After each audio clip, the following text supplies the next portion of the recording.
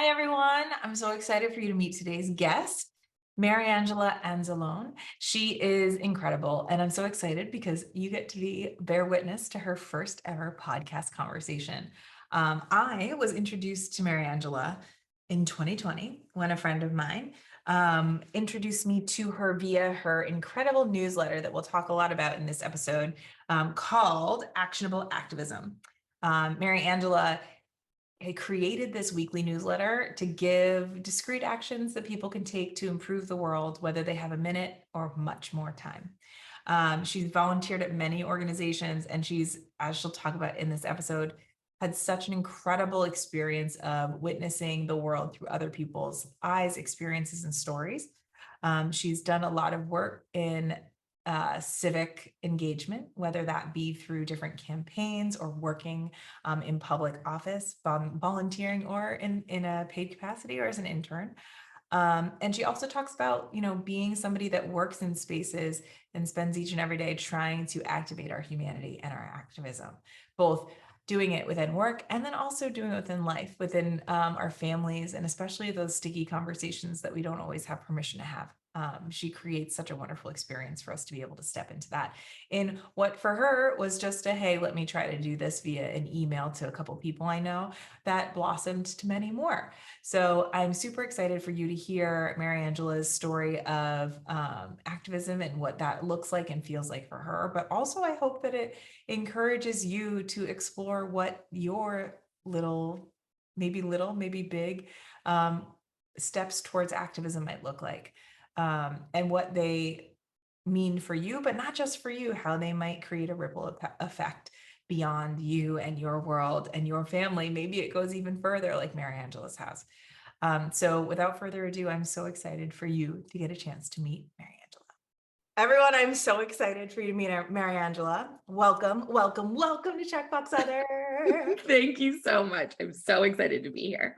Oh, I will tell you, I have been singing your praises to the people in my life, and so I'm excited for the Checkbox Other audience to get to know you and to hear about the incredible stuff that you're putting out in the world right now. So the first thing I always do is I set the stage with passing you the mic and saying, "Hey, can you give me a Cliff Notes version of your journey?" I like to say the aha moments, the twists, the turns that led you to where you are today and what you're doing and how you see the world. Yeah. I think about this like a lot because what I try and do is incept other people to care as much as I do, so they'll do things. And so I'm always thinking about what was the thing, the moment, like how do I scale that? It's impossible. There's no thing, there's no moment, right? I think probably it's a combination of, my parents, my upbringing, right? My dad is an immigrant from Italy. And so I think we were really instilled with a love and appreciation for the United States and the opportunity it provides folks. And my mom, I like to say I'm half Italian, half New Jersey. She was the daughter of a public school teacher. She was a public school teacher herself. Obviously she's still alive, but she retired. Go mom. There's a real strong commitment to public service, I would say, on that side of the family. And I wouldn't say I'm in any way a practicing Catholic. And if my grandmother's listening, I'm sorry. But I think that the social justice of Catholicism really did, sort of leach into my bones when I was a kid. So that foundation, a couple of things I think about. I had an incredible privilege to work for 4 years on the South Side of Chicago during college for Alderman Leslie Harrison. And she likes to joke, but it's true, that I got a better education in that office than I did at college. Mm-hmm. I had a pretty unique experience where a person very close to me revealed herself to be undocumented when I didn't yet understand exactly what that meant in the process of applying to colleges. And that really fundamentally shifted my worldview. But I keep coming back to this moment when I was 10, and I had a privileged upbringing, not Upper East Side privileged, but suburban New Jersey. I'm sure my parents were struggling. We didn't see it. I never wanted for clothes or food. Certainly I was not allowed to buy CK1. That was a waste of money. Right. But pretty privileged. And when I was 10, one of my friends in 4th grade was a girl in the foster system.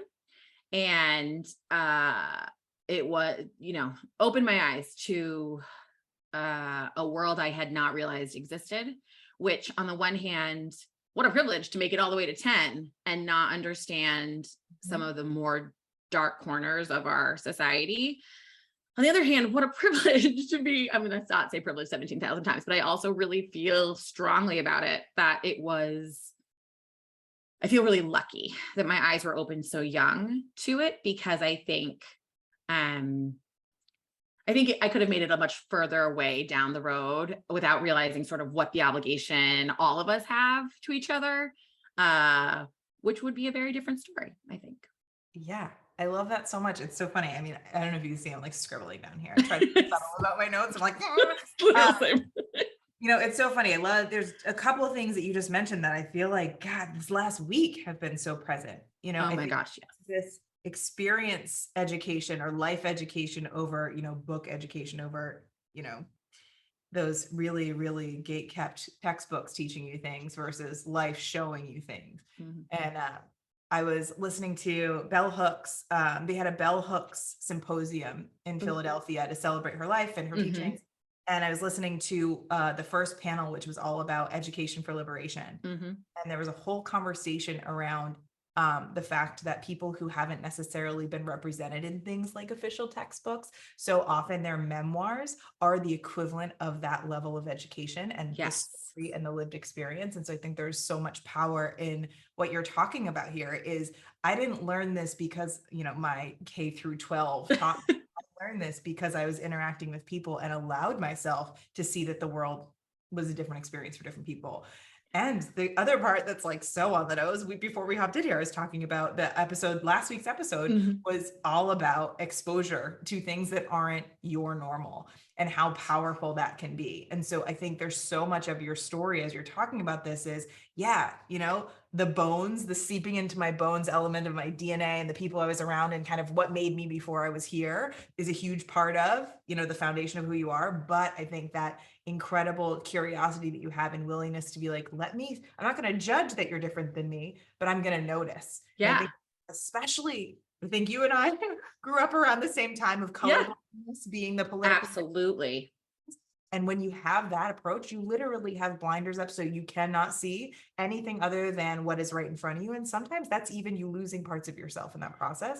And so there's such a gift that you're giving to yourself at 10, but even now of being able to kind of shine a light in spaces that might not always have been given the real estate on paper. Yeah, I completely agree. I think, especially now, frankly, I think that, I try to seek out opportunities that you get to just learn more people. I love languages. That's absolutely because of my dad. And so I remember being in high school and being like, I'm going to study all the languages because then I can talk to all the people, because all I really want to do is meet new people. It's actually very frustrating to my current very close friends because they're always showing up places. And I'm like, let me introduce you to the 17 people I've met since you got here. Hello. My name is Nikki. I am in that anonymous group with you as well. And we are not anonymous. I don't think we're anonymous. Yeah. I'm right there with you. Right. And so it's not, I don't mean to sound like it's this social justice crusade to meet people. It's no, I like to meet people. And the incredible gift of other humans is that when they tell their stories, you learn. And I could not, let me just say, the memoir point is so good. And especially I've only recently been converted to audiobooks. I am a reader and was a pretty late convert on a Kindle. I like the library, you know what I mean? And the smell and the experience, whatever. But during the pandemic, right? All of a sudden, all these resources that had been just plentiful, I wouldn't say they dried up at all, but it just changed. And all of this, I don't even remember the first one I listened to. It was not Michelle Obama's, but that one I think is planted in my brain as being able to hear people tell you their story literally in their own voice, in their own words, has been so impactful in the last 2.5 years, because I've always thought that young adult books, for example, like fiction, obviously, really give you an insight into how, like, because you're in some teenager's brain, like you get to see through their eyes. And so I'm, every time I read a book, The Hate You Give is a perfect example. I'm like, every child in America should read this book because it gives you a whole different perspective, unless you really are Angie Thomas. But anyway, the thing about memoir is that it's like that, but on like an even more elevated level. And I just, I couldn't agree. Sorry, I didn't have a point. I couldn't agree more about memoir. I think it does have a point. I think you're landing on something that's really, really powerful. That is so often this experience of other that this podcast has been centered around has been a result of you not being able to express who you are and only being able to express that through other people's categorization, if you're even given the real estate or the time to do it. Exactly. And so I think there is a lot of this that ties back to just like the basics of being a human being in a connected society of other humans. That so often, again, if you're only given one lane to look at the world, you feel left out. Even if you kind of check a lot of the boxes of what is included, there's not room for you to stray from it. And so I do think there's something so powerful in that kind of non-traditional education. I think I've been doing a workshop recently. It's a storytelling workshop with The Moth and my friend Jess Minhas, who's a past podcast guest, group called I'll Go First. It's her organization. It's amazing.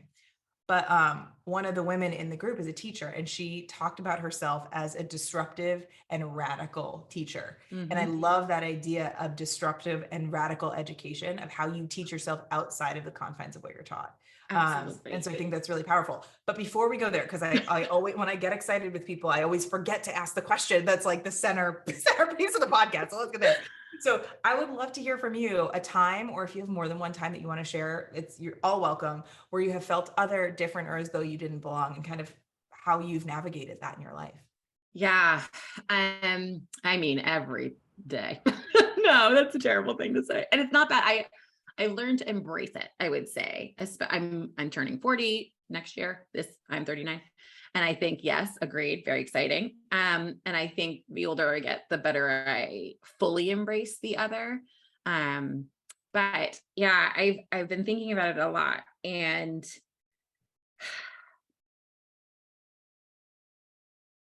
there's like the silly times where, in high school, we were talking about customs in my family. My mom's side of the family sings at Christmas every year. And we were talking about, and the entire class turned and looked at me and was like, "Oh, you're one of those." And I was like, "What does that mean? What does that, whatever." But because you were singing in class? No, I wasn't even singing in class, although I would have. I sing all the time. It's a problem I have. And by problem, I mean superpower. But like that I was earnest. I would say earnest is probably the word. Like, God forbid you tell something genuine when you're in full throttle of hormones in 16. It's just the thing that I keep coming back to as like the stereotypical one. I was like a pretty big nerd and proud of it, like in the marching band, in the choir. And yet that was the thing. But yeah, I think I was going to be a lawyer for almost my entire life, from 9 on, until I took the LSAT, like I was ready to go. And then I worked as a paralegal for 2 years and was like, oh, being a lawyer isn't saving the world the way that the movies had told me, TV had told me, the books had told me, a lot of time, actually, I probably shouldn't say, a country that is currently in the news and led by an autocrat who maybe thinks he is entitled to other countries, was one of our clients. And I was like, how is this my life? And I wasn't even an attorney, I thought I'd be saving people, which is such a 22-year-old thing to think. But I would say that the next decade, maybe up until now, I really feel other a lot, in that I was on a path. That path ended, which is fine, or at least it shifted. But I haven't ever been able to fully regain my footing, in the sense that, I have these skills. I love to research. I like to read, all the things that make you hopefully good at law school. That's what I was told. I guess it doesn't matter. Anyway, I have all these skills that were very much in pursuit of a dream. And then that stopped. And also I thought that I was going to be, living this life where like I had purpose and meaning and things like that. And it didn't happen. And it's not that you can't find purpose. In fact, I think every day is a little bit trying to find just a little more purpose and meaning. But I went and worked. So I went to graduate school, and like people, they were really academic, and that's love school, love a brain, but not really my pursuit. Went and worked in consulting. Again, I was like, I just don't think that I should be selling people who don't need more services. Went and worked for a big tech company. Was a great experience. But in the end, I was like, you people don't care enough about the things I care about, and I don't care enough about our bottom line. And I think that just has, and like, even on the flip side, I went and worked at a nonprofit that I love, that I'm still a donor to, very big fan. But like some of that corporate stuff that I pulled through with me was like, I need you to respond to me in 4 hours. And if you're not going to respond in 4 hours, like, what are we even doing? So yeah, I think the concept of your entire podcast it spoke to me so strongly, because I think there are so many people out there who have, and I don't feel as alone now, but I think I did feel so alone, especially like in my early 30s. You hit 30 and you're like, oh, I thought Mark Zuckerberg, where's the promised things? I checked all these boxes. Where's my, I don't know, 2.3 kids and a job that is only 9 hours and I find fulfillment, it was a real struggle for a while. Then I got diagnosed with depression and anxiety and took meds. And so I feel a little better anyway, but I think, I think that now I'm a chief of staff, which is like the ultimate other. People are like, so what does that mean? I'm like, sure. Nothing. It doesn't mean anything. Like everything. Yeah, no, literally everything. And it's been great. Nice. Well, it's so beautiful. What I feel like from your, the kid in school to, as you're talking about this, is like, even as the human experience, when we live in a society that tries to kind of squash what I think of as light so often. Yeah. As long as, if our light's not shining in the direction, especially in this thing we call capitalism that we all participate in, if it's not shining in the direction of profitability and really lining pockets, and maybe not even our own, it isn't seen as valuable or viable. And so I think there is I resonate so much as you're talking about like that kid that brought so much of herself into this space and is like really genuine and honest and like excited and not playing like, oh, I'm too cool because I'm going through, adolescence. And so I don't need anything. I've got me, my zits, and my growing pains. And that's all I got. I'm going to be angsty. And you're coming in being like, yeah, all that's happening. And look at all this amazing stuff we can do. And like, anyone want to participate in this with me? And you're met with this, like, we don't do that here energy. And it's so funny because I feel like as you're talking about your career as well, it's like you're coming in with such energy and such excitement into spaces that, again, like kind of sell themselves as the place where that lane is supposed to exist. And then you get inside and you're like, where'd that go? Like, was I supposed to leave that at the, I thought that was the like fuel that got us thing. That's the whole, who sold me this bag of shit? Like, what? That's not happening. Yes. What? Where is it? That's what I signed up for. I didn't sign up for the paperwork. I didn't sign up for the letters at the end of my name. I signed up for the transformation. I signed up for actually spending my time on this earth, making it a better, more just and equitable place. But unfortunately, when we are in situations and systems that are trying to compartmentalize us from ourselves, work and life, and also companies that are doing things in the kind of traditional lane where it's like, all right, for me to be productive, it is based on dollars and cents. It is based on efficiency and how much time. If you don't get it to me in 4 hours, then it's not worth my time. Urgency, all of these elements that are like stripping our humanity away from our existence and connection with each other. It can be really discombobulating because everybody's doing it. And you're like, am I the only person that sees what's happening here? And again, like, I feel like I'm raising my hand and being like, I'm in whatever group you're in right now. It's exactly what happened to me in corporate as well. And I think it's what happens when it's funny. I have a cousin that like, he's amazing, but he's become, as we've gotten older, so serious. And I remember like growing up, I mean, My friends know him. They've got nicknames for him. Like good, amazing. And also he's a year or so behind me. Mhm. I've like known him his whole life, right? Right.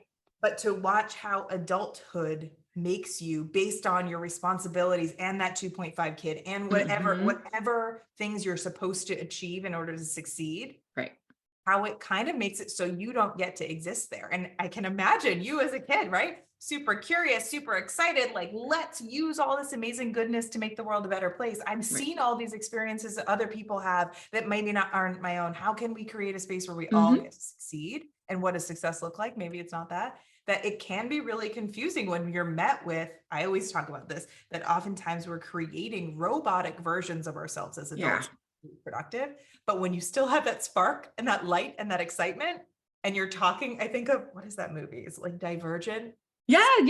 Young adult books that like they're in there and everybody's become a robot and they're like talk to each other and they're just like staring straight forward. That energy of like, okay, maybe I'm the broken one, not you guys who just completely disappeared. And it is a really it's a disc, it makes it so your brain is like, okay, something's wrong with me because everybody else is. And really, in reality, it's like, could we activate the non-robotic parts of each other? Would that for be everybody?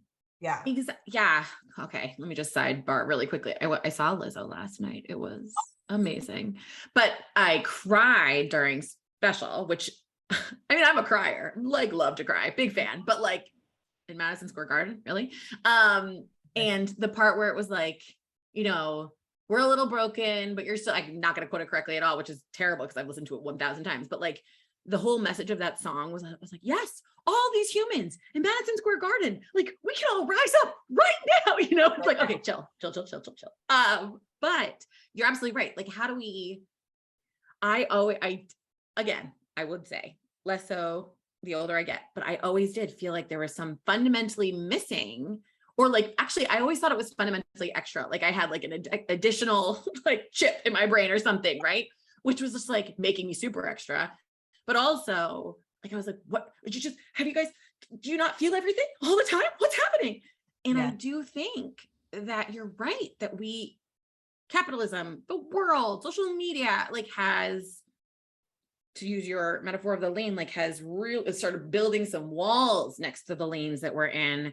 And I think they're breakable. I think if you talked to me 10 years ago, 8 years ago, I think I would have been real despondent about it. And again, antidepressants, like mental health is real. But I think also the beauty of it, and even the last couple of years, like the flip side, the silver lining, is it's like, actually, that thing that I hated, that like there was no like, let me do this math equation and then I'm given the life that I thought I was promised, is that like we can still change the rest of it, right? Like, you sure someone built this wall or put these blinders on you, but you know what? Let's just start work today of taking them off. Let's just start work today of knocking those walls down, because I don't think anything is immutable. So awesome. Let's just start the work today. Right. There isn't only one right way. Yeah. So I feel like this is amazingly leading into so many questions for you. I would love for you to talk a little bit about actionable activism, kind of where that came from and you've been doing it for a while now, just give our listeners a little bit of insight, or a lot of bit of insight. You can go wherever you want with it. Because I do think, as you're talking about activating all the Lizzo fans, like that is the feeling that I feel like you're doing in this. And I think, especially if you're talking Lizzo in general, like she is the person that'd be like, all right, let's flip the switch in everybody, that you can see how great you are. Let's go. Like that, if that's the medicine we all get to take today, cool, go, prosper. So can you talk a little bit about, I feel like, your own inner Lizzo of activating that in everybody through actionable activism? I've never felt so like the warmest feeling in my chest at even remotely being compared to Liz. So I'm obsessed. I could talk about the concert for the next 17 hours. Let's not do that. Okay. Actionable activism. So the first, like I said, I worked for a politician in Chicago. But like, because I was just like staff, which is not to say just like, because it was actually probably the first time I realized how, again, not to go back to like movies, but being raised on like Mr. Smith Goes to Washington, you're like, this is how you make change. You are a white man in the 50s and you have a thermos and you filibuster, right? Like all things that are wrong, right? And the experience there probably more so than anything up until that point in my life, taught me how important teeny tiny little changes are. I give an example of, it was actually Halloween and the lights went off on a street, and like, who cares, right? Like the electrical crew will be out tomorrow, but it was Halloween, and like it's Chicago. So it's not LA Halloween where like the sun doesn't go down for hours. Like the sun is done by the time that kids are home. And for whatever reason, I got through to City Hall, or not City Hall, the department, probably just some electricity, and said, could you please get a crew there now? Like, could you please? Yeah.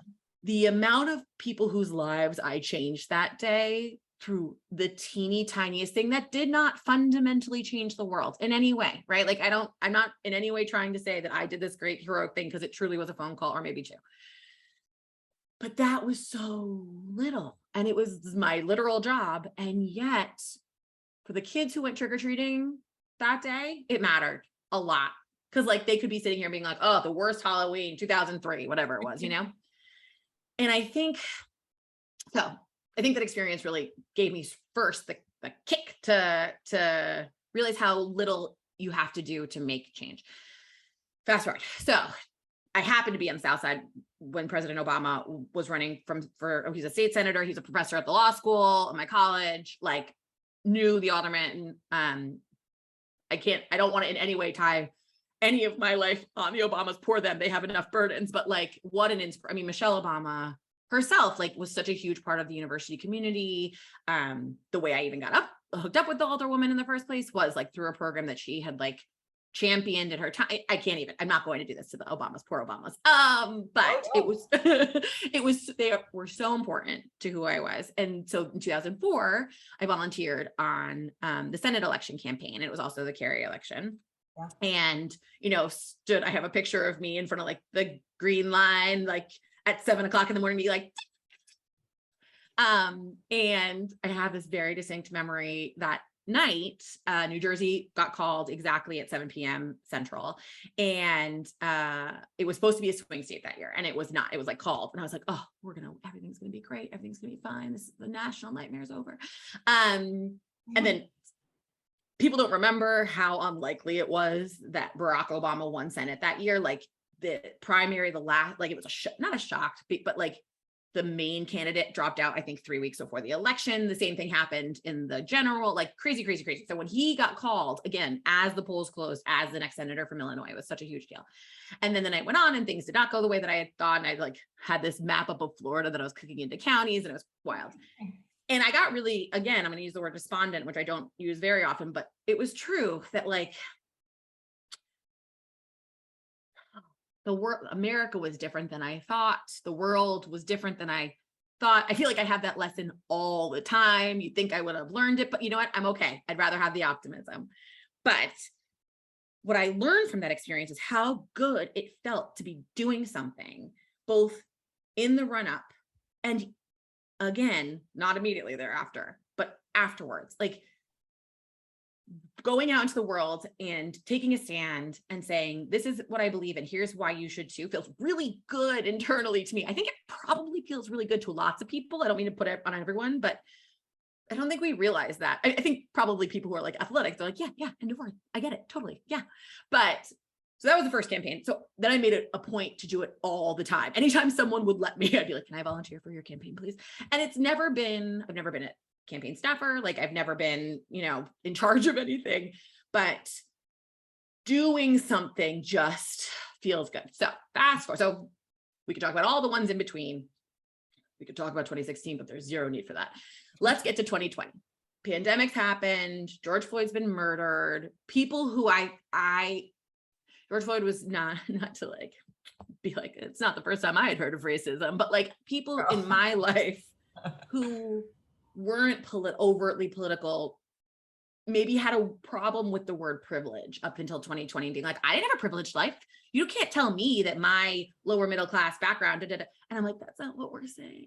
So people like that in my own life were activated in a way that I had never seen before. And yet, because there was this huge pandemic, I couldn't drive to Pennsylvania and go knocking on doors. I wasn't about to do that for anybody. I was living with my parents at the time. Like, they are lovely, robust individuals, but they are sexagenarians. So like, even if that had been a thing, which it was not, I wasn't going to do it. Right. And so I had this like moment when Kamala Harris was announced as VP, I went dancing through the house and my mother like grabbed my hands and she was like, you have this today, but I need you to tone down your optimism because you're going to get your heart broken again. And I was like, Oh, no, which again, back to 2004. Yes. I get it. Yes. But I was like, no, instead, what I'm going to do is, and so I was, I have like 2 or 3 group chats that are my people that I talk to every day. One of them is from that law firm. I should have said, to be clear, the law firm changed my life in a lot of different ways, but also it gave me a group of people I love. So sorry. Anyway. I faceted these experiences. Amazing, right? Yeah. So I messaged him. I was like, I might like send emails to like people saying, here's what you can do. Like, are you feeling really anxious about things? Maybe you have 1 minute, maybe you have more than a minute. And in the end, it ended up being like, it was originally gonna be like a 2x3 grid, but I like 3s. So a 3x3 grid is way better for me. And it was like, do you have 1 minute? Do you have 5 minutes? Do you have more than 5 minutes essentially? And here's something you can do this week. I think a real struggle that I have continued to face daily is that I just want people to care about the exact same things I care about in the exact same way. And after just spending a lot of your time talking about how like getting older has made me so mature, like this is not something that I have learned. I keep being like, if you could just stare into my eyes and I could convince you of this, I'd be so happy. But for people who really, my sister, for example, is like a very high powered executive. She does not have a ton of time to be, and she lives on the West Coast. So like, she can't even call into the East Coast after work to do things, right? But like, she probably has enough time to sign a petition. And I just need to show her which one is the most useful or one of the most useful uses of her minute or 5 that she has. So the original conceit, which continues to be true, except for in the off season outside of a midterm election or a presidential, is the first row is election stuff you can do. The second is racial justice, because while the I view them both in tandem, but very much like short-term, long-term. When people are like, don't just tell me to vote. I'm like, right. But if you don't vote, things are going to get worse. So if you could just, yes. Yeah. And then, but with racial justice, I just feel really strongly that like, we need to be doing something every day to get the results we want in the long term. So those two I kind of view, not in opposition to each other, but like one is very short term, one is much longer term. A lot of people, at least on the original list, were my friends and family. I'm white. So like a lot of them were probably maybe not white, but like privileged people. And so I think a lot of it is just making them slightly more aware of things that are going on in the world, whether it's, what's that New York Times podcast? Nice White Parents. It was very big at the time. Or like an article you may have missed. I will always put an article in about a Black family who was appraised in Baltimore, in Texas, in New Jersey, in California at one price. Then they removed all traces of themselves and had a white couple come in and it was double the price. This happens every day. And like, I'm very much online. I like care very much about this. I want everyone to care as much, and I appreciate that they don't. So if I can be the person who's like, okay, great, you may have missed this, but if you could just recognize how often this is happening, that would be really great, because I need you to know so that the next time you see something, you say something, or the next time you hear a story from, for example, the Minneapolis police that like, oh, there was an officer involved shooting, but like the suspect, resisted, like question it. Right. Question it. Right. And so, yeah, so the third category, because I do like 3s, is either other civic actions, which means there's no theme, but like same idea, 1, 5, 6 plus, or often there's a theme. This summer, of course, after Dobbs has been a lot of women's health. Gun violence is unfortunately a perennial favorite. That's the worst word to use, but like, it's so, I feel like we're becoming inured to it. Yep. As a kid, and I think you probably were in middle school, I was in high school during Columbine. There was a march the March for Our Lives in 2018 in New York. My brother, his daughter, one of my best friends, her daughter, and I like and my sister-in-law marched down Central Park West. And my brother, I think, had a sign, I'm going to misquote it, sorry, Joseph, but was like, you know, I was in 7th grade when Columbine happened, and we're still talking about that. Like, and you know, he's an adult man with a child, right? Now 3 children. Yeah. And so I'm just like, we can't be blind to this. It's still happening all the time. So yeah, so that's the newsletter. That was a lot. No. It's beautiful though, because I think one of the things that's really powerful here is that feeling of activating yourself and giving yourself a place to put things when the world may have said, sorry, it's not safe for you to breathe oxygen that other people are breathing. Yeah. And you're like, all right, cool. Let me figure out a different way to do this. And also let me acknowledge the people in my sphere and the limitations that are there, and see if there's a way to welcome them in with open arms, rather than, I think about a lot of this, right? And it's funny, I always talk, I think a lot of people talk about like the black boxes on Instagram. It's like, yeah, that's nice. Cool. Wonderful. And also, what's next? What do you do? How is that happening for you? And it doesn't mean you have to become a social justice warrior, but are there actions? Are there things? Are there ways that you're even taking an extra beat to question, do I have all the information here? Is this being fed to me from a very specific lane? Is there a lens that I'm being told and taught, and that's really comfortable for me to stay in, that like, this is something I can't do anything about, or people are just being way too dramatic about this thing, or, you know, it's not even real. That doesn't happen here. All of those kind of messages that, you know, I always talk about, and I always, in the same way that you were like, a favorite feels awkward, I always say that white supremacy from a propaganda messaging marketing, brilliant in how so good doors everywhere that have you not realizing the oppressive dynamics that are built into the system that you're participating in. Because it's not about whether it's not, well, I shouldn't say it's not for everybody about your values aligning with your behavior. Right. It's really about the indoctrination you've had at such a young age from a society that is. Yes. And so I think there is this, just like the nudge of like, is this real? Is this mine? Do I agree with this? That one, 30 seconds to 1 minute, just training yourself of reflecting on things is in and of itself an activist action. It gives you more ability to think for yourself and to make decisions of saying like, do I want to spend my time, my money, my energy, my reputation in alignment with these things? Do they actually align, or is it that they're just right outside my door, or, my neighbor did it because, or my parents did it because, or my boss said so, or the television is feeding me sensationalized advertisements that are making, or even more so, let's talk social media, that is curating it to make me think these ideas are my own. And so really activating people in a minute, in 5 minutes, in 6+ minutes is a really powerful thing, because all of those things that I just mentioned are less than a minute. Yeah. All of those things are accruing over time to feel like, oh, this is my decision, but it is just being fed really, really slowly, and oftentimes being fed without you even realizing you're eating it. And so having the ability to make a choice to say, I'm going to eat this healthier dose of information and actively choose it myself is really powerful. And I think the other part that I love that you were saying, of like, I want you to care about this topic the way that I do. And I want you to feel activated to do something about it. And I want this to be something that you're talking about all the time, because I feel like I can't turn that on. And we know we don't have the control to do that, right? But we give the permission for you to have a piece of information, if you're curious about it, to maybe bring it to another place. Yes. And so it's not about being like me, but it's about offering you up the opportunity to see what you actually feel. Like, try it on for size for yourself, and then see what it looks like to say it out loud, to speak it out loud to other people, to actually is processing it, rather than, you don't have to go march if you, because I too, right? Yeah. I was in Boston during most of COVID until last month.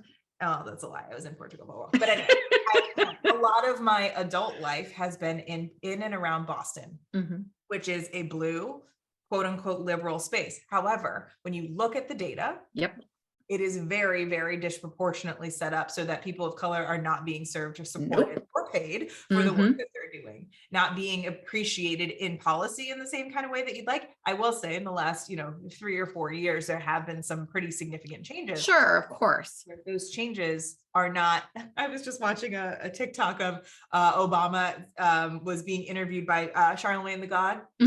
Well, I don't know if he even goes by that anymore, but that's who he's in my head.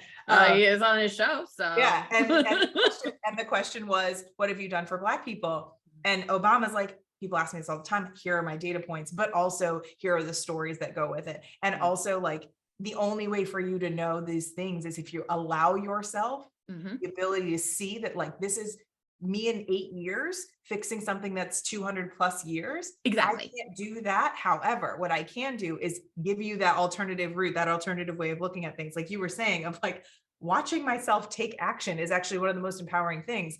And as somebody who, as if anybody's listened to this podcast before, you know, I'm a lover of therapy and think it's very important. Mhm. And naming and talking about our mental health, one of the biggest things that you can do to help yourself is to watch yourself do something about it. Mhm. Is this spiral inside our head so often of like, who am I? Why do I matter? There's nothing I can, I'm literally getting smaller. Yes, right. And watching yourself like literally step outside, even if it's 2 steps outside the door to like sign a thing and send it. Yes. Like watching yourself take action and proving to yourself that you do have the ability to make a difference, you do have a ripple that can have an effect, is incredibly powerful on the other side of all of the messages that have us feeling like as an individual, you don't have that much power. No, you have no power at all. You could not be more right. I think, oh my gosh, you just said so many things I want to agree with. And I don't also want to just speak in paragraphs, but I think Go for when it. you talk about mental health, my beloved psychiatrist, who I no longer see because I'm better in person, and she was in DC. One of the first times, the thing I can always tell, homelessness is a thing. On the way to Lizzo concert last night, I'm just sitting there going, it's cold, it's rainy. What are we going to do for these people this winter? Like, are you kidding me? How have we not? It's 2022. Come on. And I can always tell, this is a little glib, but it's also true. If I haven't taken my antidepressants, because I like start pulling like tens out of my wallet to hand over to people because I'm like, I'm the only person who can do anything. Oh my God, I'm so overwhelmed, And she was like, if homelessness is a trigger for you, go volunteer in a way that helps the problem. And so I did for like 5 years, volunteered with kids who were mostly temporarily homeless in the DC shelter system.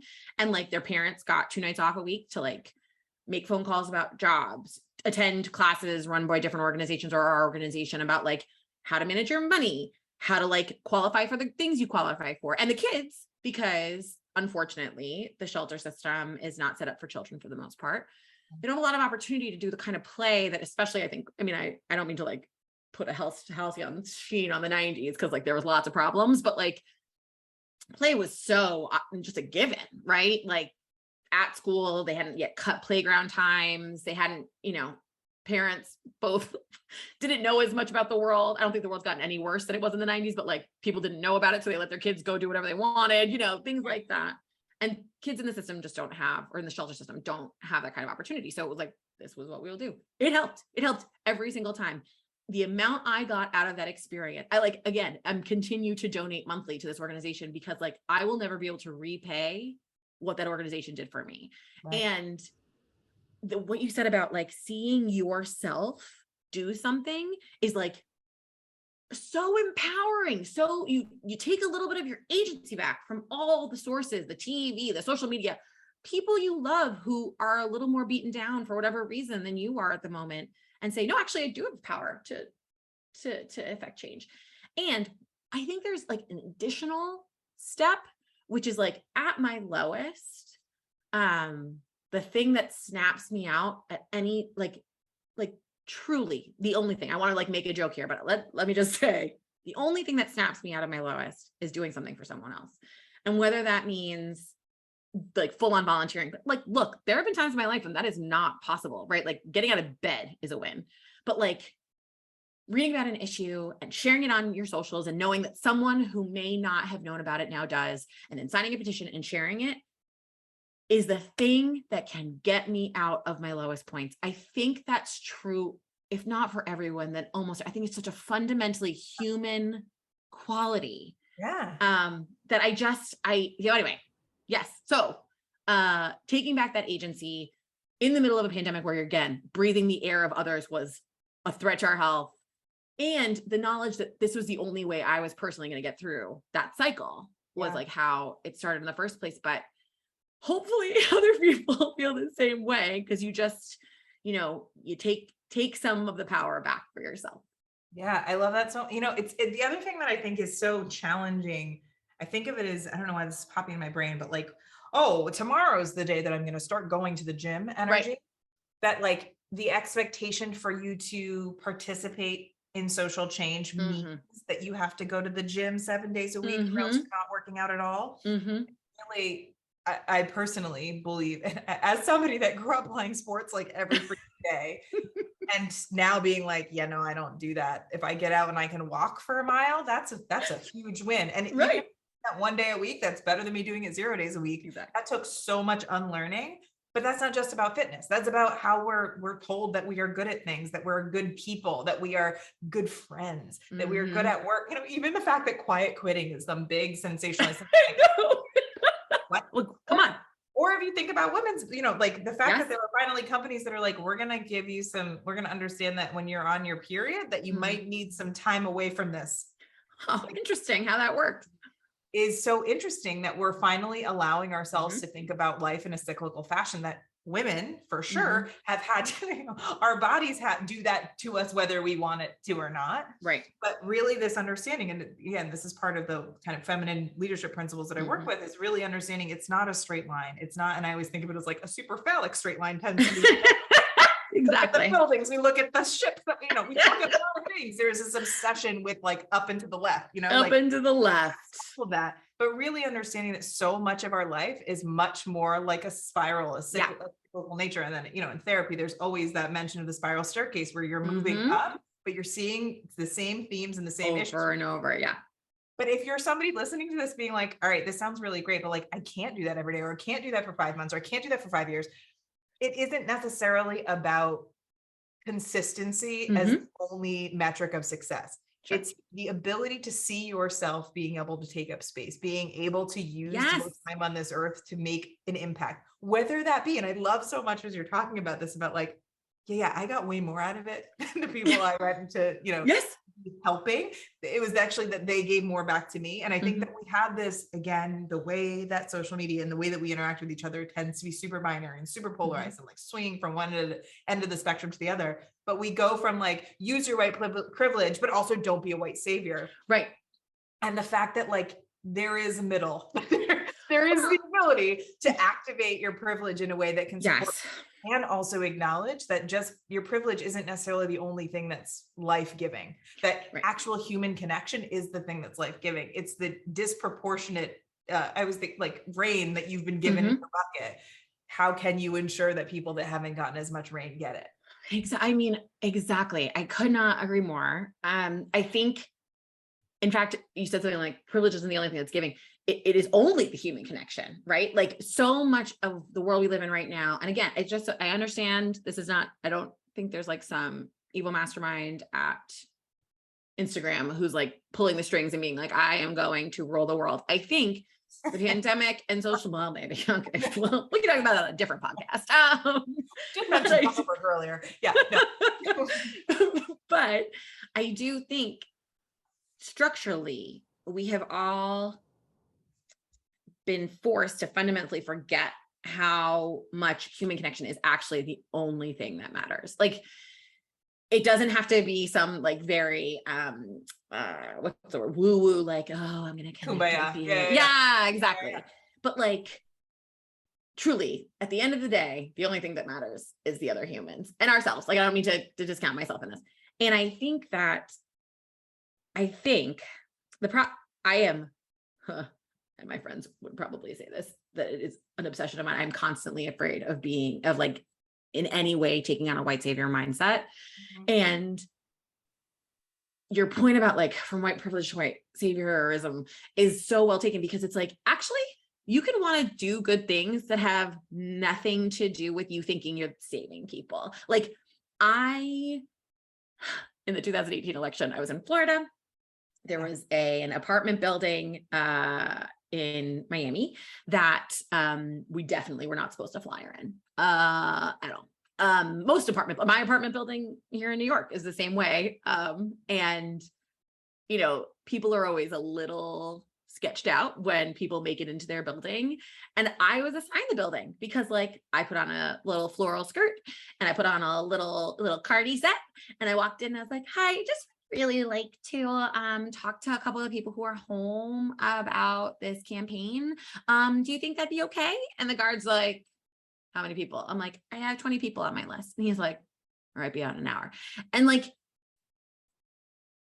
do I want a fucking cookie for that? No. Am I glad I did it? Yeah. Cause like, I mean, in the end, probably I talked to 3 people, but like, it was something that day. And like, it was a very, I'm a larger girl. I'm in my late 30s. I present as pretty harmless, which is true. I could not hurt a fly. The only thing I can hurt is spotted lantern flies, and I will hurt them. Yes. But truly only them. I catch bugs and I release them out the window because I am, non-violent. That's not true. Anyway, the point is, yeah, if that's something I could have done that day, like, great, let's turn privilege on its head for 5 minutes. But like, do I think I did something special? No, that's the key. Do not pat yourself on the back for, I would not say the bare minimum, but doing with what you've got, doing the best with what you've got. That's just the table stakes in the corporate lingo. And it's so funny. It's like, it's hard, right? Because we say that and I hear you, I feel you. And also we grew up with gold stars. Oh my God, you're so right. Or like, do you ever get those smiley stamps? Yes. We're like, yes. oh, yes. We grew up with this constant feeding us for the little things, like in like a millennial generation in particular is given a lot of shit for being like lazy and entitled and blah, blah, blah, blah, blah, blah. And also I can get on my soapbox and talk about the amount of projection that comes from past generations being threatened by the size of this generation. And also, but it is a very real thing when you are constantly told by just showing up, you've won. You can be anything you want to be by just showing up. You don't have to do anything. And when the world is set up that like your identity actually does just get the push of the tide to move them along, then yeah, it is one of those things that maybe you have no idea that that's happening because it does happen behind, like it's so seamless. Yeah. But the ability to say, hey, yo, you're going to let me in here and you wouldn't let this person in here. All right, I will come in the door and I will do the things that we are all working together for. And I will understand and recognize how I am uniquely suited for that. I should get the trophy. Doesn't mean I should get the cookies, like you said. Doesn't mean that. However, it means that I'm able to have a level of awareness of the world around me, a level of self-awareness to activate my power. It is the power that I have by existing as I do. To further what I believe is something that can create a space for everybody, whether or not you are the person that's seen as non-threatening and can go up to those 20 places. Is a part of this as we think about 1 minute, 5 minutes, 6+ minutes in action. Maybe that 1 minute thing that you're doing feels really, really challenging for you, but maybe that 6 minute thing, you are uniquely set up for that to then boomerang even or amplify even further. Slingshot, not boomerang. Yes, I know. It really is an understanding of, as we do this work and a huge part of when I coach people, I always start with like, how much are you allowed to know and celebrate yourself? And what's uniquely different about you? And then how do you use that to not only witness your strength in all of that out in the world, but to then amplify the ability for other people. Exactly. And I think that you doing that in the smallest case, right? You're like, this isn't something that I'm going to write a memoir about that one story. Right? Oh crap. I actually did write a memoir. Oh, well, the thing that I think is so fascinating though, is that you don't have to go to the gym every day. No, to do that. You don't have to be perfect at all these things. You don't have to be like, my white privilege, I'm going to just sacrifice it for everything. And it's the ability to find that balance in the same way as your psychiatrist was saying, like, all right, when you're giving all of your money out, it's like throwing it around for an issue. Okay, let's be a little bit more intentional with where we use that. It's not a small shift, but it sounds like a small shift. It's not. It is a game changer. Yeah. The ability to say, okay, what I'm feeling isn't bad or wrong, but also I haven't been encouraged to like trust myself and to own the fact that my contribution is powerful and it does have and to your point about like stars, that like it's powerful in and of itself, regardless of the gold star at the end of it, right? Like valuing your own, the feeling you get, I'm going to say my chest again, because that's where I feel things, but like the feeling that you get doing something good that has an impact, like is an F. and we're being trained out of it. And I don't want to in any way say that I am, again, somehow immune to the likes and whatever on Twitter, on Instagram, whatever. Like I am fully an elder millennial. Like, please just tell me I did a good job and give me a little blue ribbon. Could you? But like learning, back to Lizzo, to love yourself, but also to like value your own reactions to things as enough of a reward is so liberating. Oh, yeah. The other thing that I wanted to say, what was it? Oh, yes. The other thing that I think when you're talking about, and I don't think you said this exact phrase, but it's something that I like truly am going to cross stitch because I need to like stab something 1,000 times to learn it, which is going to be, don't let the perfect be the enemy of the good. Yes. But like, oh my God, yes. And if the one thing you do this year, this decade, I don't care, put a time bound on it. That's a long time. It doesn't have to be every day. It doesn't have to be every week, but let's say, you're going to do one thing this quarter and it's something, it's a 4-minute action. It's real hard for you, but it's, read the article, share it on your Facebook, and it gets to people in your own network. And because it was so hard for you, you took that additional step and you posted it. And then those people see you and they know you and they love you. And they say, that person, John Smith, is not a radical like I've heard about on the news that I've seen on TikTok or Facebook. This is someone who I care about. They might actually have a point here. And let me click on it. Now, do I think everyone's going to do that? Do I think that like if every single social media post, I don't have Facebook anymore, but like, say I had 1,000 followers, I posted something and I was going to change all 1,000 minds, I would never have posted anything. There was never a chance.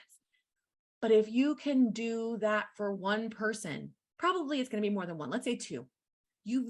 That's you and 2 other people. That's 3 times the amount it would have been if you did nothing. Actually, it would have been 0 with nothing. So the math, my brother's a mathematician, would be horrified right now about my terrible math. But the point is, it's exponential. Yeah. It's exponential.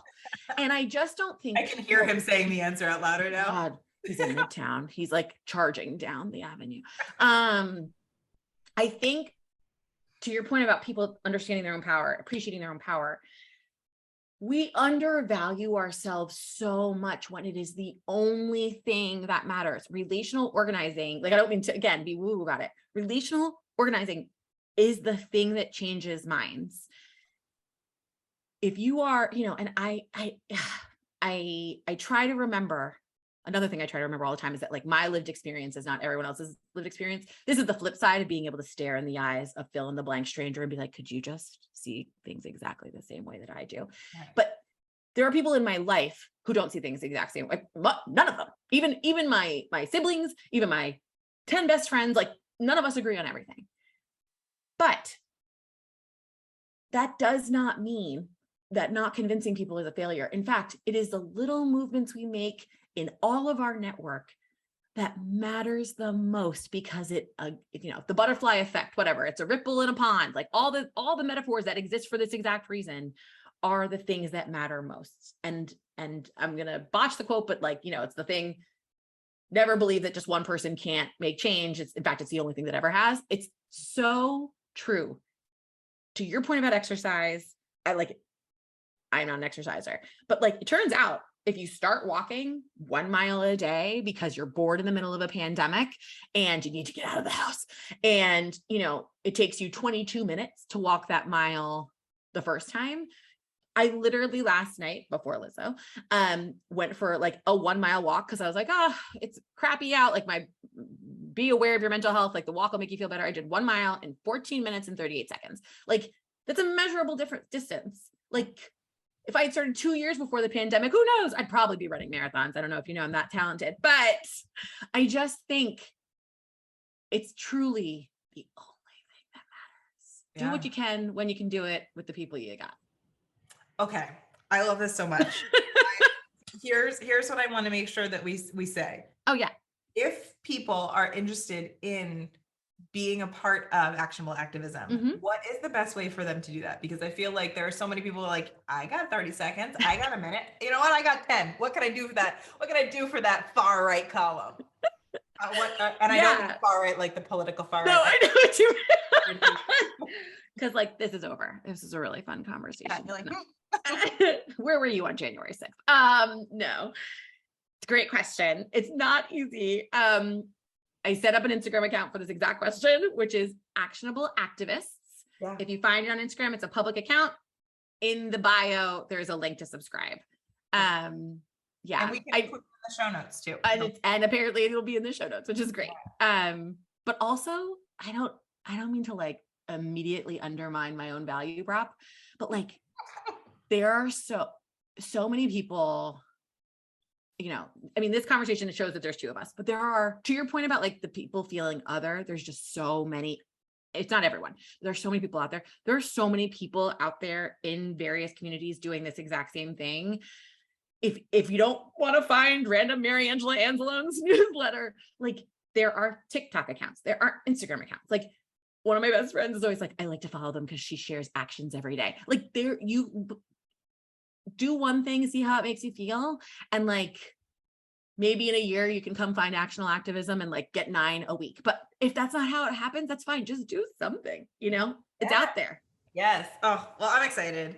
And yes, I will say, because you won't, if this is something of interest to you, Mariangela's stuff is great. And I will also say the other thing we didn't talk to, probably my favorite part is the top of the there's the growth that has the action, but she does an amazing job of like painting the picture, telling you kind of what her experience is and what is activating her, what is motivating her, what is lighting a fire under your ass that is making you talk about these things, which I think is so powerful too. Because so often when we're talking about topics, we don't always have the words or the why. And so I think you do a really good job of that. So I will pitch. I will pitch a little bit. If you are somebody that is like, you know what, I remember 2020 and I remember the black squares and I subscribed to that one thing that one time that just stopped. I think we are in a very obvious position where we're heading into the midterms, but there isn't nearly as much conversation as there was in the midterms in 2018, in 2020. And so if you want to feel like you can step into more of your power and be making a difference between now and the midterms, between now and 2024, this is definitely a really great place to do that. And so, yes, I hope you join me on the distribution list. And I'm just so grateful for you joining today. You did an amazing job. First podcast, knocked it out of the park. So I can't tell you how grateful I am. I mean, truly, like you're such a leader in the spaces that matter most to me. And I think that like, again, all that matters is this. So like, it's just really, it was so exciting to hear from you. And also to know like that, again, maybe one person will subscribe and then we'll be in 2024 and we'll all be together fixing the world. I'm here for it. Let's do it. Let's do it. Us and those people from MSG last night. I got it. I got a whole plan. I mean, seriously. Seriously. Lizzo, you want to be on this? Let me just send her a quick text. Well, thank you. And I'm just so grateful. Yes, thank you, Nikki, so much. I really appreciate it. Such a great conversation. We could have gone for way longer. I hope you enjoyed it. I thought Mariangela's stories really put me in the behind the lens, being able to see in her lived experiences and understand what it is to walk the walk of the stuff that you're talking about, but also the struggle of really wanting social change to happen and realizing there's only so much control you as an individual have, but you can open up an invitation for other people to step in their own shoes towards a future they want to see. For those of you that are interested in subscribing and getting her amazing Actionable Activism newsletter, don't you worry. We included a link to that in our show notes. And then, you know what? I'll make it even easier. We'll do a NikkiInnocent.com/actionable activism that gives you a nice little redirect so you can click the link and sign up there. So I hope you enjoyed this episode as much as I enjoyed having the conversation with Mariangela, and I cannot wait to catch you on next week's episode.